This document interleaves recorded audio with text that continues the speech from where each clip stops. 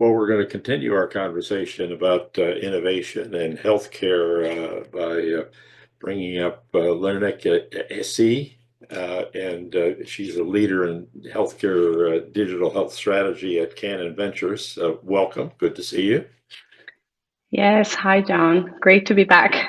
Good. Well, um, why don't you give a little brief on Canon Ventures and what makes you folks unique, and then we can begin to talk a little bit more specifically about population health management, which is one of my favorite topics. So, Absolutely. Um, Kanon Ventures is a venture capital company that it's a boutique venture capital company that particularly is investing in startups that are coming from disadvantaged background, countries with disadvantaged background economically and sometimes even politically. So we have been investing on countries, particularly in Eastern Europe, that either they have been just coming out of a war or they are in the war or they have been affected with natural disasters, and the startups coming from there that have a health, specifically health and population health, particularly innovation solutions, we have been investing on them. so as a leader of the digital health strategy at Canon, I'm curious, what aspects of innovation do you see as having the greatest leverage or the greatest value in terms of population health management? Yeah. So I will just start by saying that mentioning the population in population health, what is important and what I have been hearing all the speakers speaking about it is addressing health disparities. And that is the main goal of the population health, as we know. And the way I see it is addressing it in a two major steps. And the first major step is identifying where is actually the disparity. And the second step is the how to address it, how to find the very right solution for that particular disparity and whatever is causing that disparity. Um, both of the steps has been the main focus of my efforts that I have been leading over last almost a decade in my engagements in innovation and healthcare. That for the very first question, I will just drive us through one example that it will picture these two steps very clearly and how we use innovation. So we were tasked by identifying the reasons behind high number of patients with high blood pressure in certain geographic location, and we used different type of data, very advanced analytics, different machine learning models to basically dissect the data that we got from that geographic location, dissect it further and further with different drivers of the high blood pressure. And sure enough, to our surprise, we found out the environmental factors, such as access to pharmacy, was the big driver for one particular area, geographic area, that was driving a high number of missing the refilling the medication or being compliant with their care plan due to the medication lack of medication. So what helped us, speaking of innovation, what helped us was relying on that data and advanced analytics to come up with the answering the first question, which was where is the disparity? And then we spend a lot of time with our interdisciplinary teams to come up with a solution that fitted specifically to that population and addressing their pharmacy needs. So we came up with this automated medication dispenser that in a secure way through an app, patients could access it in a easy and more realistic way. It was 30 minutes commute for, on average for patients to get to that dispenser and get in a secure way, get their medications dispensed to them. So in the second step, using that agile innovation solutions has absolutely helped us to come up and design a solution that fits specifically a reason that was driving the health disparity outcomes for that population. And just to summarize, I want to definitely highlight what innovation has done was it has been driving a shift towards more proactive, data-driven, and also personalized care. That's what we are seeing, and I have heard other panelists also talk about that personalized medicine, and definitely that touch has changed the outcomes for population health. But one thing, last note I want to make under this topic is as a leader, because you mentioned specifically being a leader in this role, I think we are so much focusing on adapting AI and innovation. And what is very important is being a leader that is regenerative, meaning we are not just implementing the AI and innovation in a one silo efficiency, deriving the efficiency, but you look at involving that innovation and maintaining that efficiency as a system and for our human factors also. It's interesting. You've got some time spent at Memorial Sloan Kettering Cancer Yes. Center. And so first, Yes. thank you for what you did there while you were there, because I've got a number of friends and family members who were all successfully treated by Memorial Sloan Kettering. Basically New York, but they've Yes. got other locations as well. So you've Yes. helped make it the respected institution it is today. But how did your experience there actually help form and you were working in clinical operations, as I recall, virtual Yes. clinical operations for Yes. population health. How did that help reinforce your perspective today? Yeah, absolutely. And thanks, John, for mentioning. It has been an honor to work at Sloan Kettering, and it's one of the leaders, if not the top leader, globally for cancer treatment.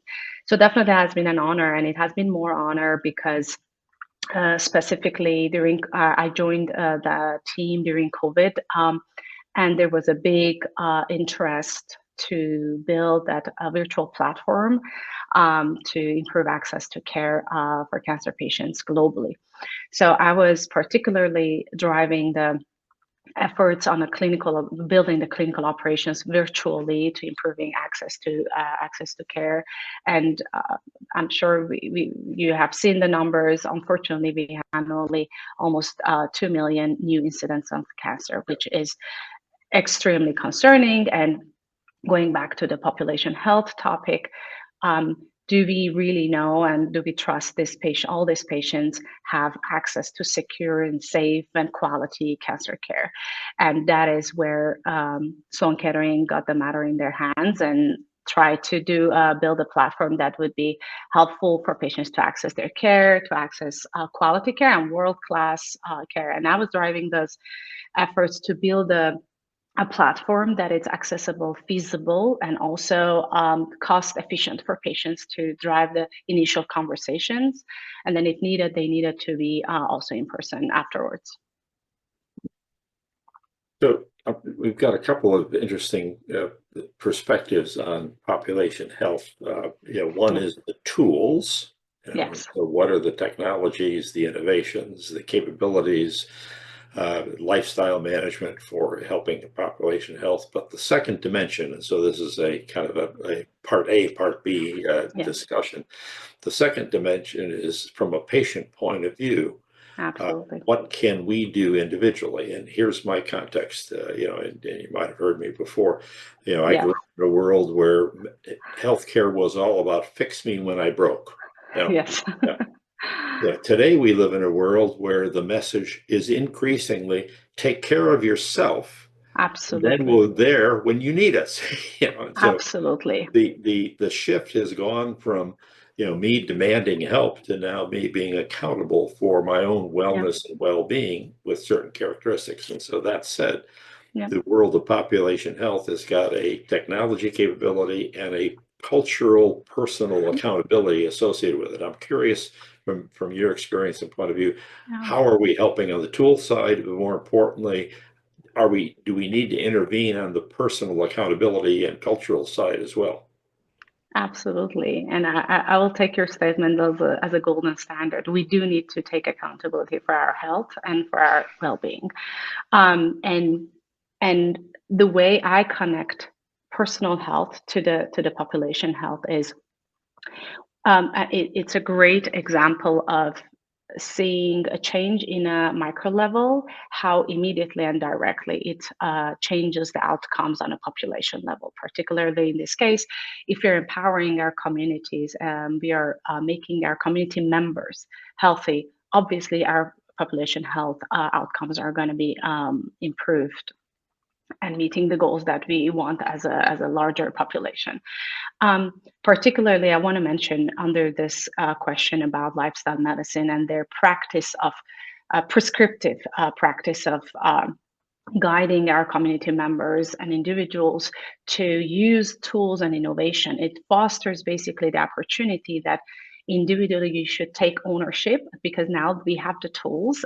We have so many tools, as a matter of fact, that we can choose from, and adapt in our daily life to not only proactively prevent what could cause harm and what could cause damage to our health, but also manage the medical condition that we have and achieve the outcomes that we have. And it is we should look at it as it's a supportive, not only supportive system for our own managed care management, but it's a supportive system for the physicians. As one of our panelists earlier mentioned, physicians have very narrow clinical training and focus, because that's their bread and butter, that's what they're trained for, myself being one of them at the time. But what we can help our physicians, how we can help our physicians, is bringing that the rest of the management of the care, because we're not only working in clinics, we come outside, we go outside, we live in our lives, with our personal life. So we need to have that management across the care continuum. Well, anything that we can do to help everyone understand that, I think the better, because Yeah. you know, in essence, if I don't get up and walk every day, it's my fault Yes. that my cardiovascular condition deteriorates. You know, and Absolutely. if I have 3 too many cocktails and my liver complains, it's it's my Who you lack should lack complain. of discipline, and one is enough. Yes, But you absolutely. know, we've lived in a world where for decades we've effectively been trained that healthcare is our backstop, as Yes. opposed to healthcare is our accountability, and that's Yes. where I come from. We make a lot of investments, not investments. We help a number of people make investments Yeah. in technologies, but I think we're too often give short shrift to the personal accountability and the cultural context of that. Whether it's U.S. based, whether it's based in Southeast Asia, whether it's based in Europe or Africa, Very true. there are cultures there that have got to be encouraged to be adaptive and Yeah. embracing these capabilities as well. And so I think it's an important Absolutely. dimension that we have to keep mindful of. I'm curious if there's one lesson that you would like to share with our audience today that you've gotten over the last 10 or 15 years. What would it be? I think it would go back to one of the points that we just spoke, that take control of your health. And there was time that we didn't have the tools. I think the times have changed, specifically after COVID. Be proactive. And one thing that I would definitely highly encourage everyone is, there are evidence-based tools out there. Particularly, I do want to mention a couple of spaces in self-healthcare management, that you can seek and find tools that are evidence-based. They are not just tools that have been created out of just an interest, but truly evidence-based. Particularly, I would encourage everyone to use self-monitoring or goal setting, social support groups that help manage your health, not alone, but in an evidence-based, proven way. So I would definitely encourage that and emphasize that. Well, thank you very much. This has been a fun conversation, and I love it when I find a kindred spirit. Thank you. Thank you, John. You You're as welcome. well. Thank you. Take care.